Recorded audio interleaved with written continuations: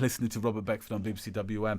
At this point in time, we're going to talk about the events of the week, stuff that's been taking place. And I have two distinguished guests in the studio with me because we've got an African American theme running in our discussion this week, and also because it's African Liberation weekend this weekend. We've got two guests who are both African Americans, who may not call themselves African Americans, but they're both Africans in America. Let's put it that way. So, firstly, let me introduce Professor Anthony Pinn from Rice University. Good evening, Anthony. Pleasure to be here. Thank you. Oh, you need to say that again just so I can check my level. Go ahead. Pleasure to be here. Thank you. Good. And also, we have from North America. Now, you're going to have to introduce yourself because my fantastic researcher, we've all been running around like mad tonight because of technical difficulties, hasn't put your name on my sheet of play. So if you could introduce yourself, my brother. Tendai MWARI. I'm Brother Leader Mbandaka from the Alkebu-Lan Revivalist Movement, and we're based here in the UK. Oh, yeah. I thought you're from. Listen, it's my mistake. And you've been on the show before, but online. Yes, online. Yeah, so it's good. It's good to have you in the studio. It's a pleasure to meet you in the flesh, my brother. Yeah, and you're here for African Liberation Day. Absolutely. Right, and could you tell people our listeners a little bit about African Liberation Day?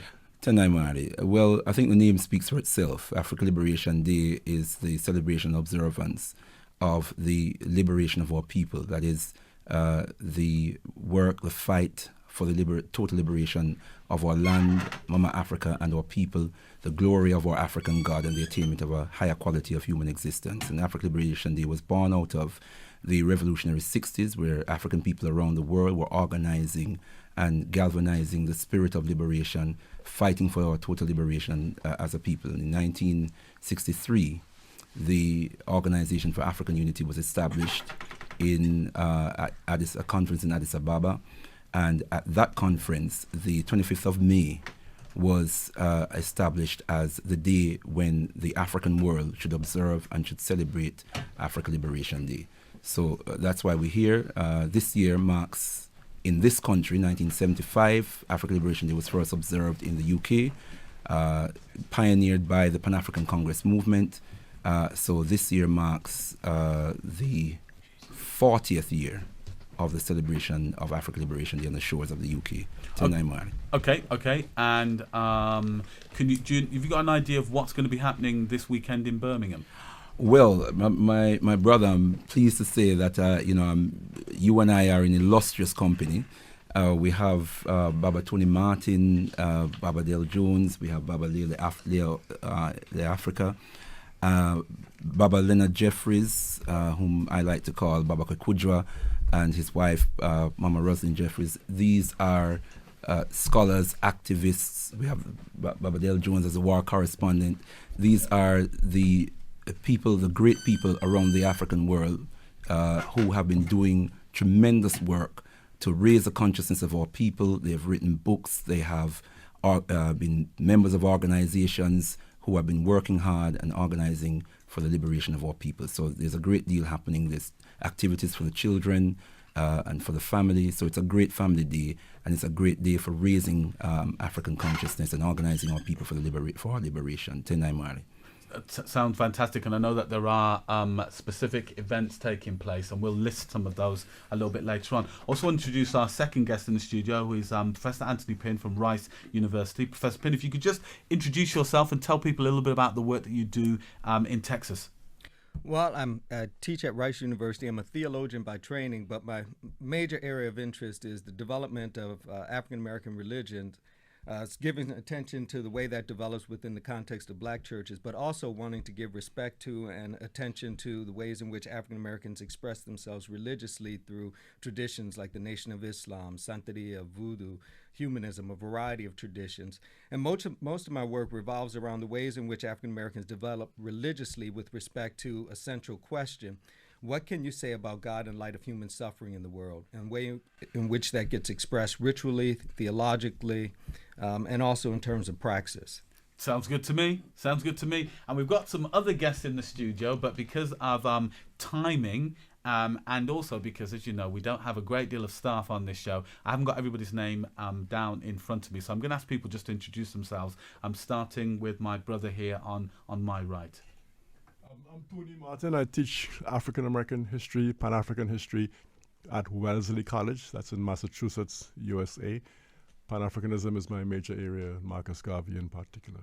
That's fantastic because obviously you've mentioned several African Caribbean figures, Marcus Garvey in particular. So it's good to know that Garvey is still being spoken about and talked absolutely. about. We Caribbean people like to constantly remind our African American brothers and sisters that we send you our best when you're in trouble. You know, Garvey, Colin Powell. and my brother next, if you could introduce yourself. I'm Del Jones.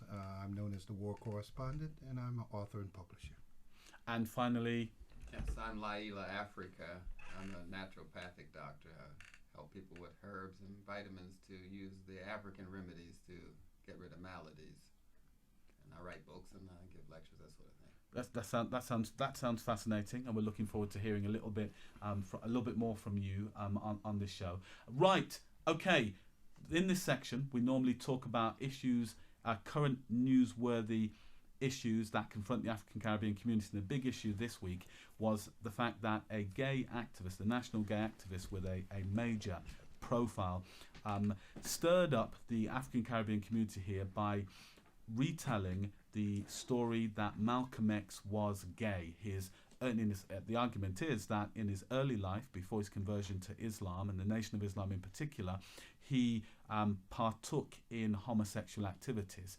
And as a consequence of this activist has argued that Malcolm X shouldn't just be seen as a black nationalist figure and a Muslim figure, but also as a figure that has resonance with black gay men and women, both in Britain and in America. And I was wondering how you all feel about that, whether you feel that that part of Malcolm's life should be explored, or whether it's a red herring, it's diverting people away from central messages that Malcolm had, or whether you think that this is something that we should be celebrating, the fact that Malcolm X is more than we thought that he was. If we could start with you. I want to start with the physiology of it all. Yeah. There is no. If you could introduce yourself. My name is Laila Afrika. I deal with physiology and medicine and health. And as far as I know from physiology, there's no hormonal or sexual function for a man's asshole or a woman's mouth. So you cannot have sex in someone's behind. That's masturbation. That's anti-sexual behavior. That's homo-masturbators. They can't have sex. You can only have sex when you're having two sex organs together. That would be a penis and a vagina. Physiologically, they are homo-masturbators. It's impossible for them to have sex, physiologically. Everything else is social talk to me. Okay. So in the context of this discussion about Malcolm X, you're suggesting that one, correct me if I'm wrong, you're suggesting that we shouldn't, homosexual activity should be understood in a particular way, not a sexual activity in the traditional sense, if we can use that word traditional, but you want to represent it in a particular way. But how does that relate to then this charge against Malcolm X? Sex is sociology and culture. It's just another way of Europeans invading African culture, using sex as a vehicle for delivery of European culture. Sex is basically a cultural act. Right. So this is another way of practicing white supremacy. Absolutely. That's all it is. Homosexuality. Yes. And so in the context of the discussions Tendai about... MWARI, I'm so sorry to intervene. Homosexuality, the imposition of homosexuality, I think is what Laila Afrika is saying. The imposition of homosexuality on African people is cultural imperialism, is what he's saying. True. And we concur with that 100%. Okay, so if we relate this to Malcolm X in particular, this discussion about Malcolm, are you saying that we shouldn't explore this part of Malcolm's life? We should call it what it is. It's white supremacy disguised as homosexuality. Call it what it is. And we're saying, as far as and thanks for that, for the education, that terminology is very, very important, because homosexuality is a misnomer. The term is a misnomer because you cannot, as Laila Afrika says, a man cannot have sex with a man, a woman cannot have sex with a woman. But as far as the issue is concerned in relation to Malcolm X, there's nothing to explore. True. Correct. There's absolutely nothing to explore. So it's certainly simply cultural aggression on the African community to force this what is in fact cultural and sociological pathology on the African community.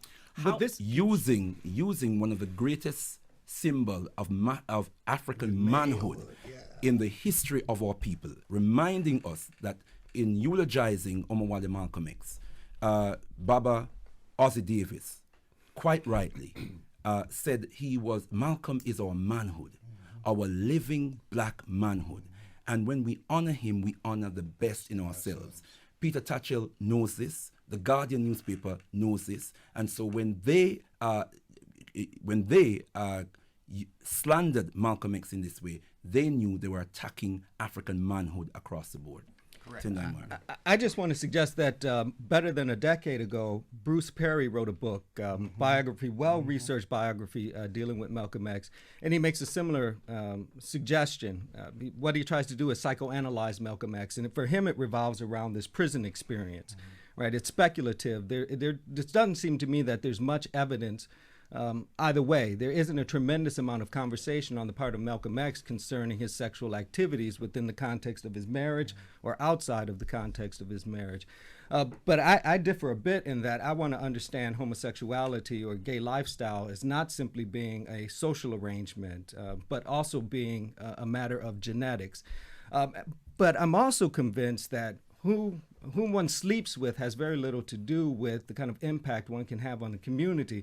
And I would give as an example Bayard Rustin, right? Gay African American who did a tremendous amount of hard work with respect to the civil rights movement. The folks that he decided to love had little impact on how he behaved and how he interacted within the context of the community. It was fairly irrelevant with respect to his participation in the civil rights movement. You don't get much of the blueprint of the civil rights movement if you don't have Bayard Rustin. You don't get Martin Luther King Jr.'s understanding of the need for nonviolent direct action without the wise counsel of Rustin. Well, you know you're functioning with some dangerous stuff here. In Philadelphia, when this Say your name. Oh, Del Jones, Yep. war correspondent up in here. You don't play with this. He was in Philadelphia from where I'm from, and the radio station was surrounded, and the police had to save this propagandist. Save him. Now he's over here. He's playing with dangerous, dangerous stuff. The name Salman Rushdie should mean something to him. We take Malcolm serious. And this is anti-African propaganda, no evidence, no nothing, but he's going at our heart, our soul. Mm-hmm. You see what I'm saying? And it's very dangerous.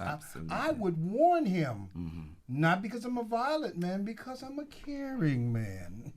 Absolutely. That you could be seriously, just as soon as you attack any other icons and whatnot, for no particular reason except anti-African propaganda. Let me add to that. This is Tony Martin here. Now, there's a very ancient tradition of white people and maybe uncool black people trying to slander and libel black persons who have been strong. Now, there was a film done on Marcus Garvey recently in the States where they invented a whole bunch of stuff. They had Garvey stealing money, something that never happened.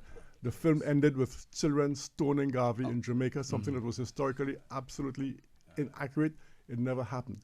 There was a book written recently on Marcus Garvey's second wife, in which this woman, a black woman, she actually, and again, somebody mentioned the term speculation. All of this is speculation and invention. This woman says that Marcus Garvey had his first child 8 years after he got married. Therefore, she speculates he was impotent. You ever heard any such foolishness? But this is the kind of madness that enters the record. And this Tatchell, or whatever the hell this guy's name is yet another example. Now, you have somebody like Malcolm, who, as Brother Del Jones said, and as Brother Mbandaka said, represents our manhood. So whenever you have a strong historical figure who cannot be brought down by fact, these folk always, resort to speculation and invention. And you see the same thing in Hollywood. For example, for years and years and years, there was what they called the Great White Hope in heavyweight boxing. You couldn't find a white heavyweight boxing champion. So what did they do? They came up with Rocky, and they invented one. Absolutely. So what you're saying here, this Tatchell, whatever his name is in that context of invention to bring down strong African characters who they cannot bring down legitimately. That's all. the So man I needs therapy. The man think we needs should therapy, you know. disregard all this. I mean, I don't even think we should be wasting time discussing this I foolishness agree. because I agree. the more I we agree. discuss this All of us idiocy, want to change the subject. because what this does is to just give more currency to what he is saying. Yes. I think Let's talk about something more I tell you important. what, we're gonna have to take the travel at this point in time, and then we'll come back and we'll get into things a little bit more. I'm not Yeah, gonna. let's talk about something more important. We will talk about something more I'm important. gonna get in a fight with you. You wouldn't want to do that because you want to do that because I'm Jamaican.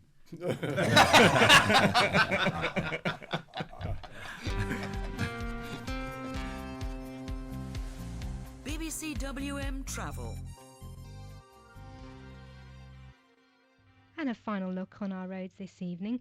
On the M6 there are restrictions both ways at junction 11 right on the exit slip road at Cannock interchange, whilst on the M5 the restrictions remain both ways at the link to the M6. And in Erdington, Court Lane is closed both ways following a serious fire at Goosemore Lane between Jerry's Lane and the Witton Lodge Road. That's likely to remain closed until the morning. And in Shirley, the A34 Stratford Road has one lane closed for roadworks both ways at the Church Road interchange. Public transport, buses are replacing trains between Coventry and Nuneaton. Fiona McKinnon, BBC WM Travel for the West Midlands and Warwickshire. BBC WM with Robert Beckford. Good evening, you're listening to Robert Beckford on BBC WM. I'm very lucky this evening to be joined by a distinguished list of intellectuals and activists from both the UK and the US. We're talking about African Liberation Day, which is taking place this weekend in Birmingham. We've just spoken a little bit about the controversy over Malcolm X, and I think we're going to put that issue to bed in a few minutes. And there's one comment that Anthony Pinn wanted to make. Yeah, again, it seems to me that it's a matter of speculation, but it raises two significant questions, at least for me. One being, how do we go about promoting a sense of black unity within the context of sexual diversity? Right? That I, for one, want to think of ways to unite black folks around issues that are much more, from my perspective, much more life-threatening than whom black folks sleep with. Right? I think there are ways in which political and economic concerns that are killing black folks on a daily basis ought to be dealt with in other ways. It also strikes me that what Malcolm X did, right, the kind of social theory, the kind of social critique that Malcolm X provided is solid, is useful, irrespective of speculation concerning whom he slept with. And let's move the debate on then. Let's make a point. Yeah, go ahead. Very important. 2 points I want to make. One about sexual diversity and the other about the. Am I coming through? Yeah, you are. Go ahead. About the authenticity of Bruce Perry's book. It's sad to hear any African in this time referring to homo masturbation as sexual diversity, when in our authentic culture and tradition, there is no basis for any other form of sexual definition than male and female relationship. Correct. And that this so-called sexual diversity is something that was imposed on African people through slavery. Not only were African women raped constantly during slavery, African men were buggered. It was part of the institution of slavery, part of the process of emasculating African men to bugger them. And so it's sad to hear African people in this time intellectualizing about something that is distinctly a pathology. The point about I want to make about Perry's book is that this is supposed to be a biography. It is a biography is supposed to be about the life of a person, yet the family and close friends, the authentic friends of Malcolm X, have condemned this book. Malcolm X's oldest brother, Wilfred Little, said that this book, the information from this book was predominantly sourced from FBI and CIA files. Now, the FBI and CIA, we should all know the role that they played in slandering, maligning, and assassinating and plotting the assassination of black liberation leaders and black liberation movements and organizations. So information that is sourced about Omowale Malcolm X, one of our greatest leaders, from FBI and CIA files predominantly, has to be rendered questionable. Well, obviously there are a diverse range of issues on this, and I don't want to pursue it anymore because there are lots of other.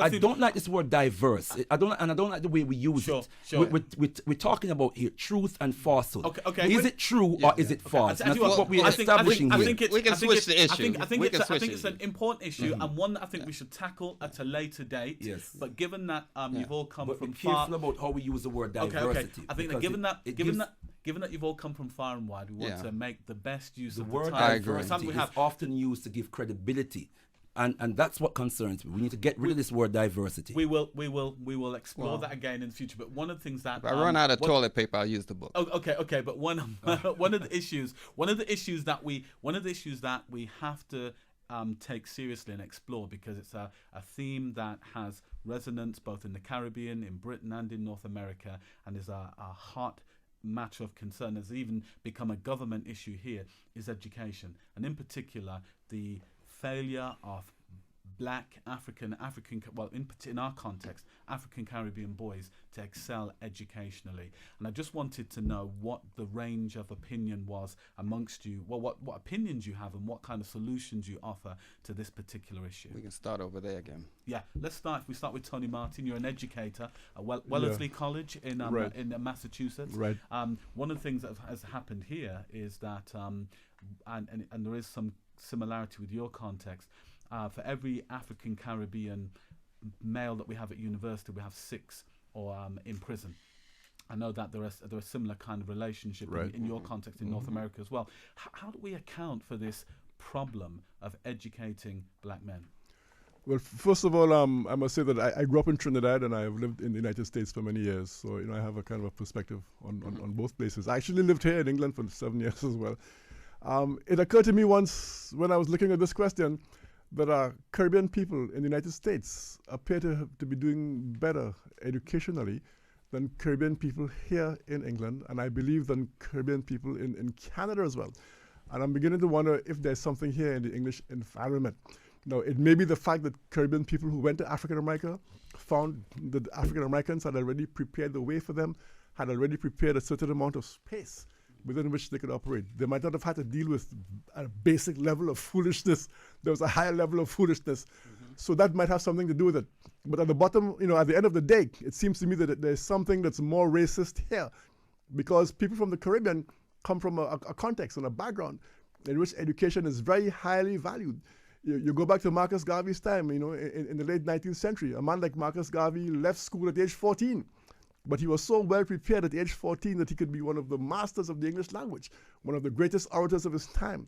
So there's something that has been lost in the transition, I believe, from the Caribbean to here. And I think the answer is in the racism here.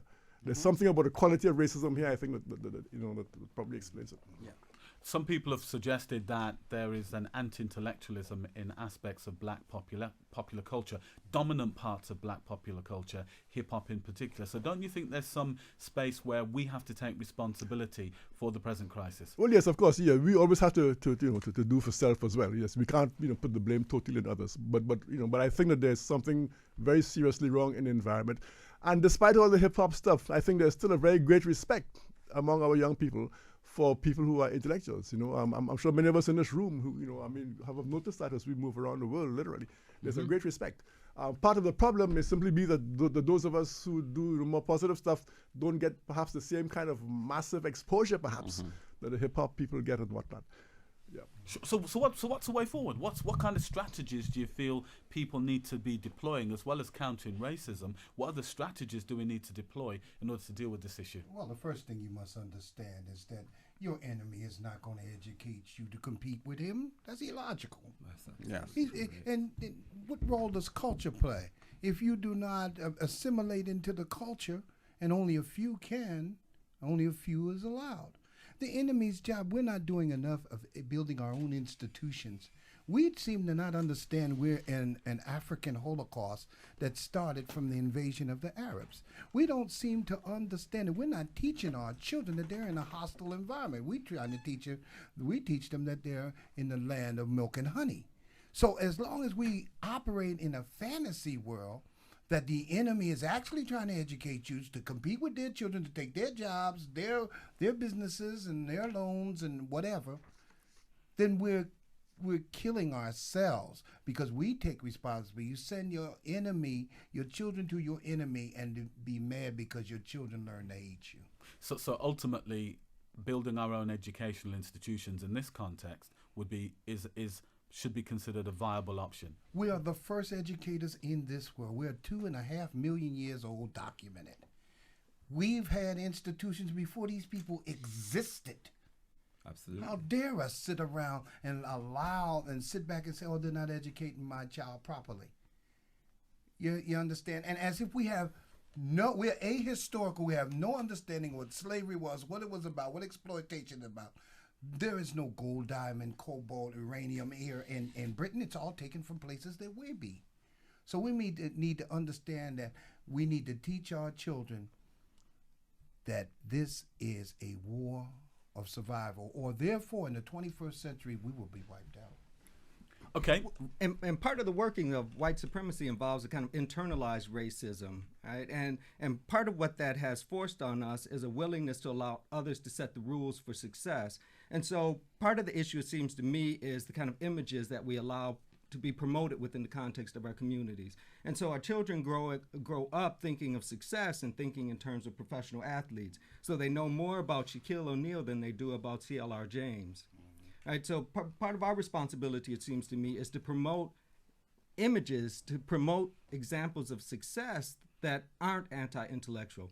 It also seems to me that part of what has to happen is a critique of black religious institutions for their anti-intellectualism. Black churches, for example, that are much more concerned about getting folks happy, making certain that they jump, scream, and spit, as opposed to learning something, picking up a book. And it seems to me that in terms of our resources, we're much more willing to pay 60 pounds for a pair of sneakers than 10 pounds for a book. Yeah. But Tendai MWARI, this notion about black popular culture, hip-hop culture being the central cause for the underachievement of black children in the UK is a get-out clause that the black academia and Tony Sewell handed to the establishment to use as an excuse for their racism. Yeah, as you know, my brother, this Diane Abbott MP called a conference, has been running the Black London School and the Black Child's Conference for the last several years. And when the first conference that was called in response to what she described as a catastrophe facing black pupils in the British educational system. Now, let me back up a little bit. Hip-hop culture in this country is a 90s phenomenon. In 1971, the academician Bernard Cord wrote a book called How the West Indian Child is Made Educationally Subnormal in the British Educational System. So there's a 20-year credibility gap between the first book that was written substantively on the subject by a black person on the issue and the emergence of hip-hop culture in a serious way in this country. So let's put that nonsense to rest. Let's start listening to educationalists like Carol Hunt, who spoke at the London School of the Black Child's Conference, who said black children die a slow death in the British educational system every day. Let's look at why black children and black children alone are dying this slow death. Let's listen to, Trevor Phillips, although there's much that I disagree with that Trevor Phillips says, and I think he can do a lot more for our people.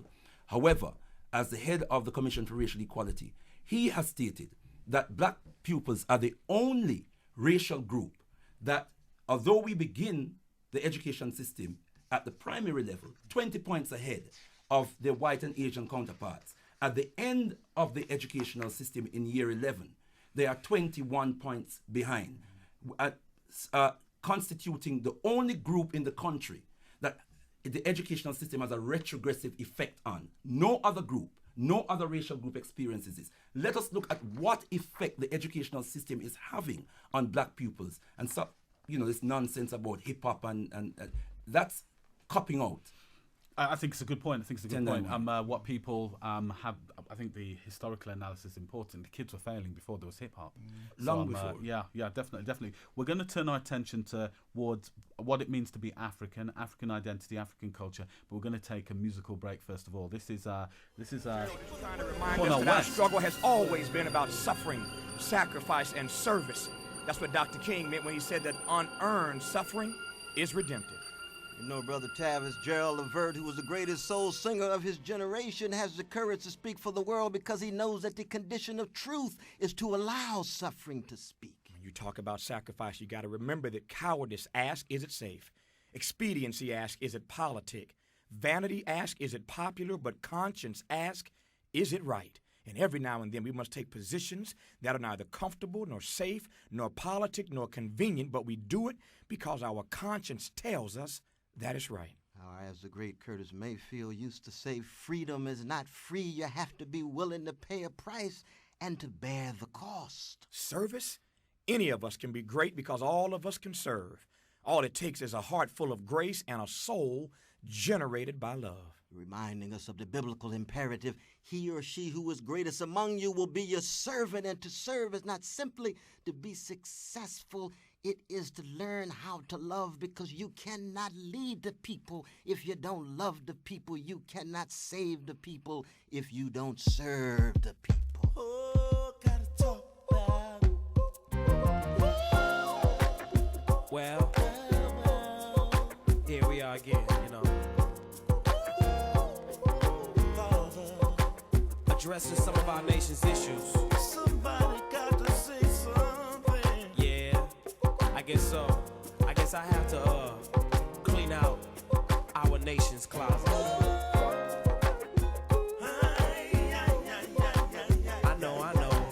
I know it's a job that requires sometimes for stones to be thrown at you. For you to be tormented for your righteous thinking. So you can go ahead and just crucify me. Our nation's dying, our children crying. What the hell are we gonna do?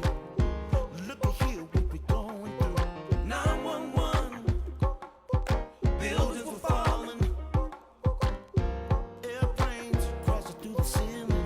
1 million people screaming, help me, Father, we need you now. Good people are failing, I'm getting ready for the meltdown. So crucify me. Just go ahead and just tie me up. Go ahead and just beat me down. Just crucify me. Go ahead and just beat me down. I'm still delivering a new sound. 'Cause I got ya. Mind where I want I got you just where I want you. I got ya. Content where I need it. Listen to the words of the song. I got ya. Soul where I want it. I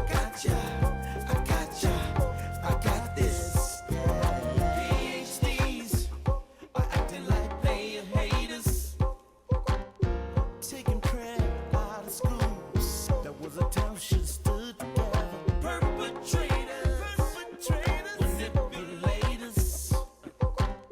I dedicate this to the USA.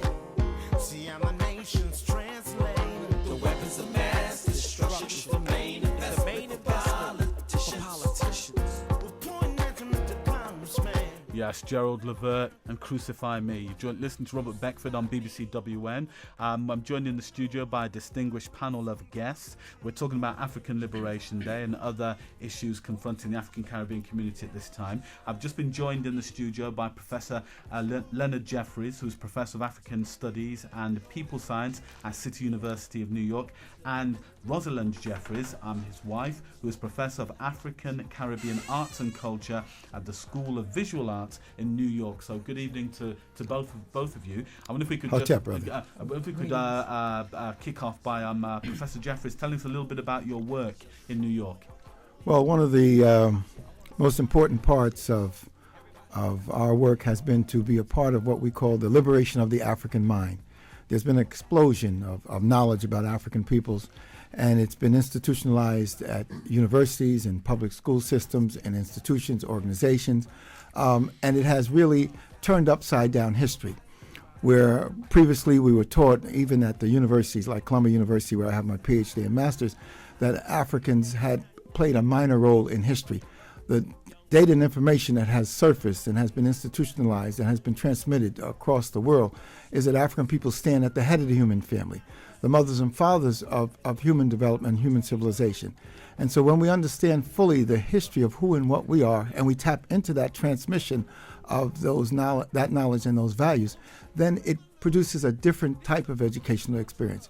So we have to be aware of what we are able to do. We have to analyze the difficulties we face, but we also have to see the potentials that we have in this enormous explosion of information about the truth of African peoples. Now, I'm really interested in the work that your wife is doing, because African Caribbean arts and culture is something that resonates with me as a child of Jamaican parents. So could you tell us a little about your work in this field? Okay, I've been working at the School of Visual Arts, certainly, and I worked at the Metropolitan Museum of Art in New York City, doing all kinds of curatorial work, writing, etc. And my PhD is in art history, the history of art department at Yale. And I find that, though, in working at the Metropolitan Museum of Art, you can't just do academic kinds of work or work for the general world, global world. That museum is indeed a global world. But in order to reach black people, you have to ricochet and turn back, and you find yourself, like just a few weeks ago, I was talking to 75 men in Rikers Island prison. I was talking to, at the John Henry Clark House, a group of pregnant girls not married within the public school system. So we are very much interested in all levels of society, because we as academic people will die if we don't reach back and get our people that are stuck, not understanding through the culture and the arts and the sciences and everything exactly who they are. We live in an amalgamated society of racial and ethnic amalgamations. We're asked to be global, but we don't understand that we are the parent people. All of the sciences are pointing to that fact, and we don't know what it means to be a parent people on many levels. So okay. I'm going to interrupt you, because time is tight. It's always tight. Yes. Time's always tight on radio. Yes. But what I want to do is I want you to explain to our listeners why they need to be concerned about having their minds liberated. Because to be quite honest, there'll be a lot of black people listening to this show think, well, what's all this stuff about Africa? I was born here in Britain. I'm British. They'll say, what's this stuff about their minds being needed to be liberated? They can speak for themselves. They can they make their own decisions. So why is it that you perceive there to be a problem in terms of African people's minds needing to be liberated, when for many people they'll think that they're happy as they are? So can we? What I'm trying to say is we need to flesh out to our audience why there is this need to liberate the minds of black people. Well, primarily because we're dealing with culture. Culture allows you to understand yourself and the world around you, and without your cultural glasses on, you don't know what's going on. And everywhere we look, everyone is practicing some form of their culture. Even if the Asians come to the UK, they're going to open up an Asian produce market and send for their food, because they can't eat unless they identify with their culture. Everything is culture. The tablecloth on the table comes from Europe. They used to blow their nose on it, wipe their mouth on it, and spit on it till they came up with a law not to spit on the tablecloth. But to eat, the Europeans have to see Europe on the table. Everyone is attaching culture to their life in order to understand their life. And when you don't do that, you're simply lost. I mean, like Rosalind, Dr. Jeffries was saying, culture, the art provides the emotions for people to understand life. Intellectual things don't make it, but art can go across all types of language because it's emotional language. Without the art doesn't move, the culture doesn't move. So everything is culturally based. I don't see it any other way. And to talk about AIDS or sex or economics, we're not talking about that. We're talking about white supremacy, this cultural impact on black folks, the showdown that we're in, which we call the Black Holocaust, the war, whatever you want to call it. We're in that state. And our health records show that, the dying rate we have, the dropout rate in the schools, as you mentioned, everything is showing that the white supremacy is at war with us. And we're acting like we're on Fantasy Island and Mickey Mouse Land somewhere. Word song. And one of our great cultural icons, Bob Marley, said it best when he talked about mental slavery. And when you talk to black people who are in denial in terms of who and what they are, they need to deal with the question of mental slavery. And it's very simple. In order for the Europeans to colonize the world, as they have over the last 500 years, they've had to not only colonize the lands, the labor, the resources, they've had to colonize the culture. They've had to colonize the mind. And our great struggle over the last 50 years has been to fight for this enormous liberation of African peoples, and it begins with liberation of the mind. Steve Biko, who was the inspiration for struggle in South Africa. While Nelson Mandela was in jail, he was on the streets mobilizing who? The children. And the children stood up before the guns of the apartheid regime. Steve Biko, part of the black consciousness movement, said we're not going to accept Bantu education slavery that you have proposed for us. And he knew very clearly, he wrote, the most significant and powerful weapon in the hands of the oppressor is the mind of the oppressed. And so our people are in denial. You may have been born in England, you may have been born in Russia, you may have been born in Alaska, but if you contain within this African body who you are African. You can't confuse the race with the place. The race, God blessed us being African, no matter where we're born. And if we don't tap into that powerful knowledge of what that means, we cannot achieve those levels that we need to achieve. If you speak French, you're not a Frenchman. Born in the oven don't make you a biscuit. That's right. What are you talking about? Je parle très bien le français. Je sais bien que je ne suis pas français. I speak French very well. I know I'm African. I'm blessed to be African.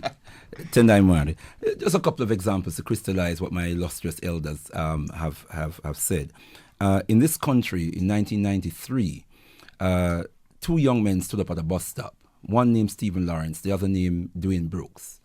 A group of white racists were approaching, and the one named Dwayne Brooks realized there was trouble.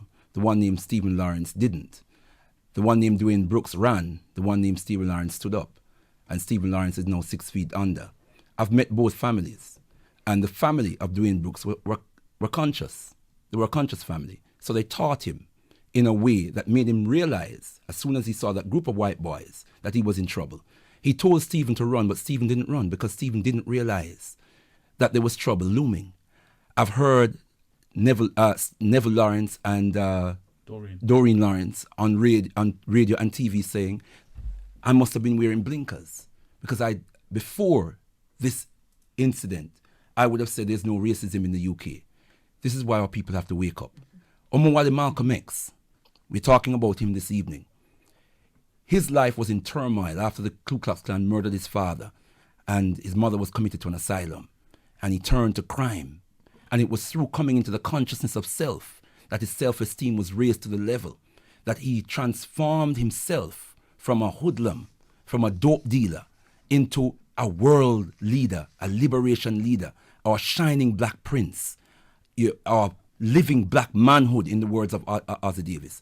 So that is the power of consciousness. That is the power of waking our people up to the knowledge of their Africanness. And as Mama Rosalind has said, when our people connect with the fact that we are the originators of all disciplines that we see in the universities, then this will give our people a self-esteem that will make us insurmountable. And that is why the educational system we were talking about earlier on has to miseducate our young people, because they must never have the true vision of themselves, the true vision of whom they are. The fact that they taught everybody on the planet that the so-called Greek and Roman philosophers were actually educated in Africa. Pythagoras' theorem. Our young people need to know that Pythagoras spent 22 years in Africa. When he went there, he knew nothing about the theorem A squared B plus B squared equals C squared. He went to Africa, learned it, and came back and taught his European brothers and sisters about it. They need to know these things. They need to know about the first multi-genius in human history, Imhotep, the first physician on recorded history. This is why our young people need to come to ALD, Afrika Liberation Day tomorrow, and I hope we're going to give the address and the venue and hear what our elders, these illustrious scholars and elders and scientists, what they have to say, what they have to teach. I'm here today because of them. I've learned what I've learned because of them. My self-esteem is largely thanks to them. And I would like to urge everyone who's listening, you're just getting a little taste. The time we have this evening is not enough. They're really, I've heard these elders so many times over the years. They need to come to ALD tomorrow, and where they will have more time to hear from our elders and our great scholars and thinkers and professors and philosophers. Tendai MWARI. Frederick Douglass is another one of the ancestors who talked about the significance of the mind. If you don't control the mind, then you cannot control the body. Right? This is one of the lessons we learned from his struggle with the overseer. Right? When he struggles physically with the overseer, he comes to a recognition that there are certain things about his life that he can control. So I think it is important for us to develop a sense of who we are, self-consciousness, because without that, we remain content to be the objects of history, right? The raw materials out of which others construct destiny, as opposed to constructing our own destiny. Now, the challenge for me is this: to think of ways to benefit people of African descent and to do it in ways that recognize both our similarities and our differences. And I think if we raise the question of Frederick Douglass, who was, for me, a liberator of African peoples, just as Harriet Tubman was, and not Abraham Lincoln. So you have to have African understanding and analysis to raise these issues. But Frederick Douglass said it very well in one of his great moments and empowering words he left us. If there is no struggle, there is no progress. Those who profess the favor of freedom yet deprecate agitation are men who want the crops without plowing up the ground. They want the rain without the thunder and lightning. They want the ocean without the awful roar of its many waters. This struggle may be a moral one, it may be a physical one, but it must be a struggle. Power concedes nothing without a demand. It never did, it never will. And power for African peoples now is the power of the mind, recapturing our place at the head of the human family. And I describe it very well as African primacy. Don't back away from it, not talking about African supremacy, but we're talking about African primacy. The first things of the human family being African origin of humankind millions of years ago, African evolution of society 200,000 years ago. DNA studies have all established this, and the African primacy of the cradles of civilization in the river valleys of the world. I just came back from the Nile in February with my wife and a group of our people, and I was also there in November, December, visiting the Sudan as well as Kemet, Egypt, and that the pyramids are still there. They're in Africa. They're not anywhere else. They weren't created by people from outer space. They were built by the genius of African people. It's the first writing systems, the first science of eating properly and controlling your life were established by Africans. The monuments are there for everyone to see. But of course, that has been stolen from us. That's the stolen legacy that George G.M. James talked about.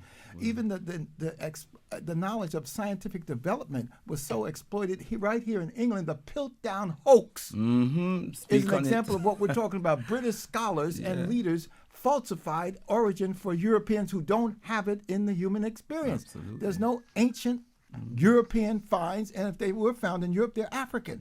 If they were found in Asia, they're African. So this is the knowledge that we have to make clear to our people.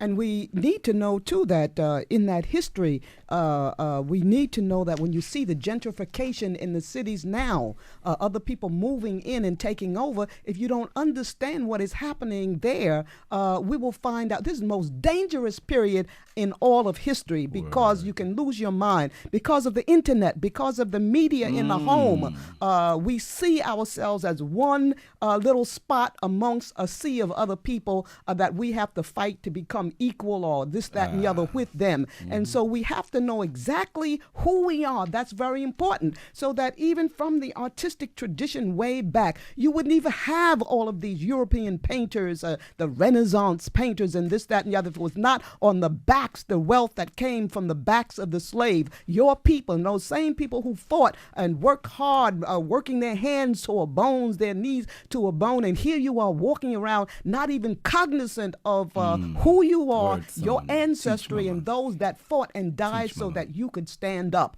and so that you're lost in a media of hip hop running this, that, and the other. It's not just hip hop, but all of the arts, classical, all of them. You line up all of the 10 top operas, and what are they about? Killing, robbing, stealing, whoring, and the whole business. And so that we can't kill our hip hop rappers if they go into talking about the negativity of society and the killing on the streets that we've just heard about, and and all of those things. You'd have to kill Dante's Inferno, hell, describing hell. You'd have to kill all of the operas about hell, all of those kind, Picasso in his Guernica. And so we need to know as a parent people that what emotions and passions are, how to discipline them, to use them to your advantage so that we will survive and continue on in a heroic way and not just survive and make it dying and going down the drain. Media is very, very important.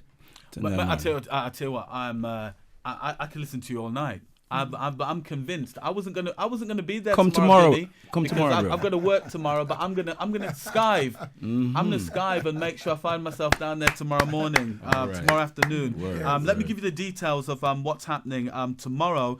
African Liberation Day at Holyhead School and Leisure Centre, Millstone Lane, Handsworth. You can call for information on 07940 709 311. I repeat that. That's 07940 709 311 at Holyhead School and Leisure Centre. Tomorrow morning, Sunday, the 29th of May, the doors open at 11 o'clock for registration.